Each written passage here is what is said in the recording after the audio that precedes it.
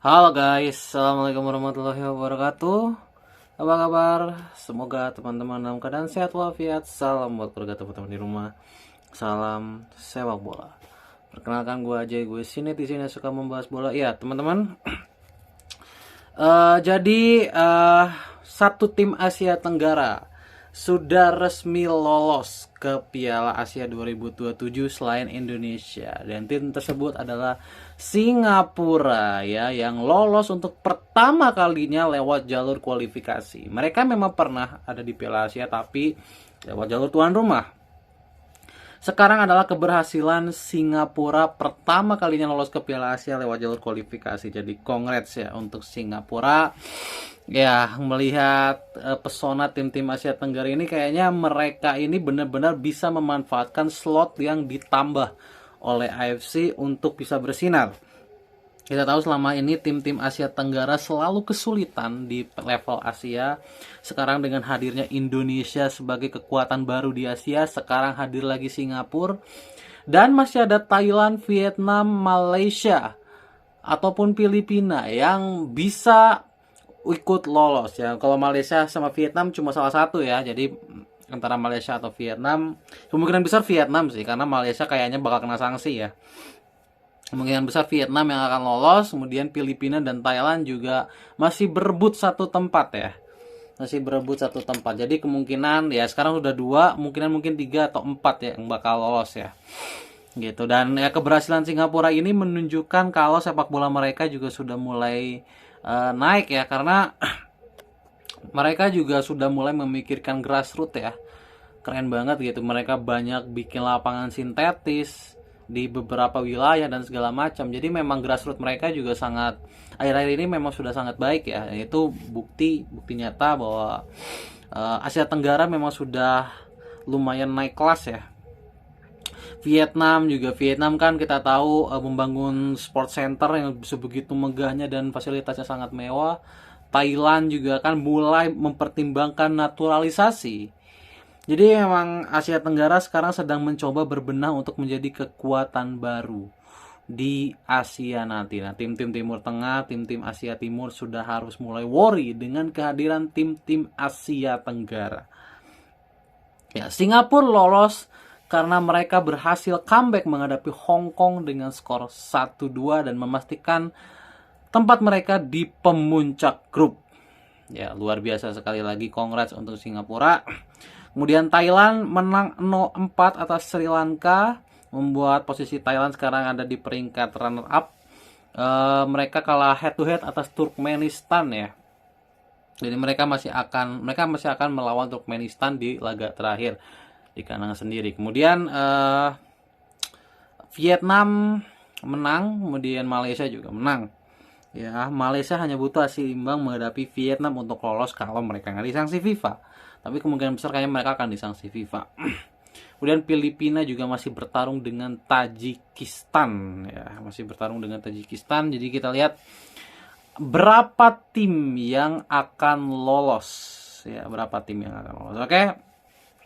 Itu dari Asia. Sekarang kita ke Eropa yang juga banyak sekali pertandingan di mana Skotlandia menang dramatis atas Denmark dengan skor 4-2, di mana diwarnai dengan 2 gol spektakuler dari Skotlandia, yaitu gol pertama lewat Scott McTominay lewat tendangan salto yang bolanya ke pojok. Luar biasa ya, Scott McTominay ini semenjak pindah ke Napoli benar-benar menjadi roh baik di negaranya ataupun di klubnya. Berarti memang dia cuma butuh percaya diri doang ya, kualitas itu dia sangat punya.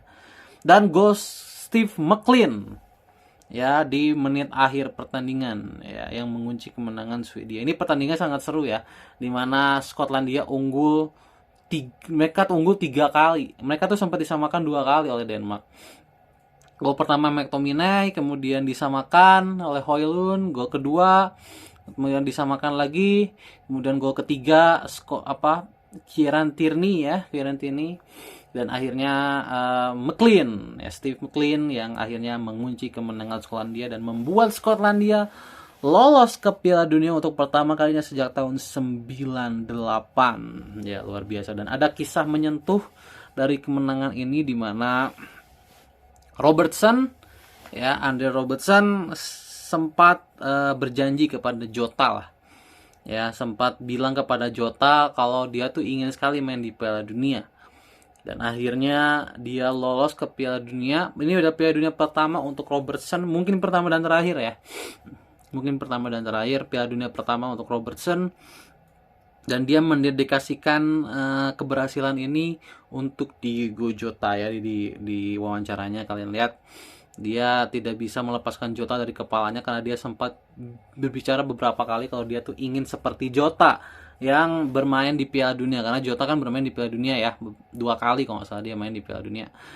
Jadi congrats untuk Skotlandia, dia bermain sangat luar biasa. Kemudian Jerman mulus juga lolos ya, Jerman lolos dengan kemenangan telak 6-0 atas Slovakia, di mana Woltemade bermain luar biasa, Leroy Sané, Wirtz, Gnabry, semuanya bermain luar biasa lah. Ini satu unit yang luar biasa.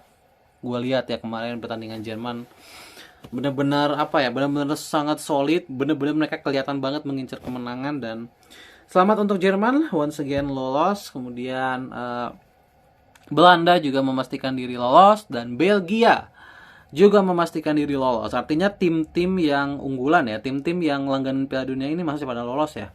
Mungkin kalau ada tim-tim baru itu Skotlandia mungkin ya, Skotlandia tim baru. Kemudian Norwegia juga tim baru. Sisanya gua rasa udah nggak ada ya, gitu ya. Sisanya masih negara-negara lama yang lolos. Oke. Kemudian balik lagi ke Asia. Di Asia pun ada kualifikasi Piala Dunia.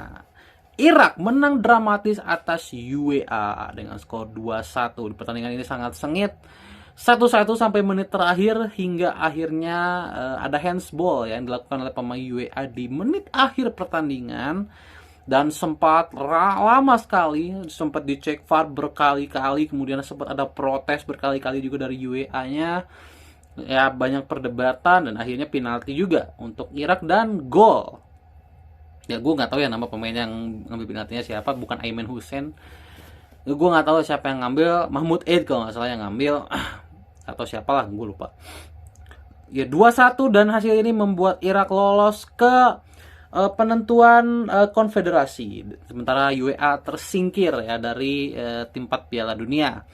Irak kemungkinan besar akan berhadapan dengan mungkin Bolivia ya, mungkin akan berhadapan dengan Bolivia, dan Irak punya kans besar untuk lolos.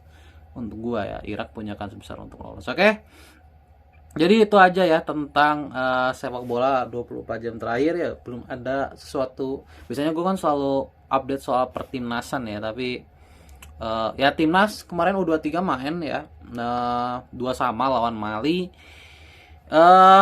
Gue ngeliat Indra Safri kembali menggunakan cara lamanya ya, mengandalkan sektor sayap, mengandalkan cutback, dan berhasil ya, dimana 2 gol dari timnas itu semuanya berawal dari cutback. Pertama cutbacknya Hoki Caraka ke Zylstra, kedua cutbacknya cutbacknya siapa ya, lupa gue, yang berhasil diambil oleh Rafael Strike. Dua-duanya dari cutback ya, itu memang tipikal ciri khas dari Indra Safri sekali, gitu ya. Di 2-2 menghadapi Mali, dan mainnya memang jauh lebih baik karena memang secara sistem memang ini sistem yang paling dihatami oleh Indra Safri. Dan ya kalau sistem ini memang dirasa berhasil, ya udah pakai sistem ini aja, sistem yang sudah biasa dilakukan oleh Indra Safri. Oke, itu aja tentang sepak bola, update sepak bola 24 jam terakhir.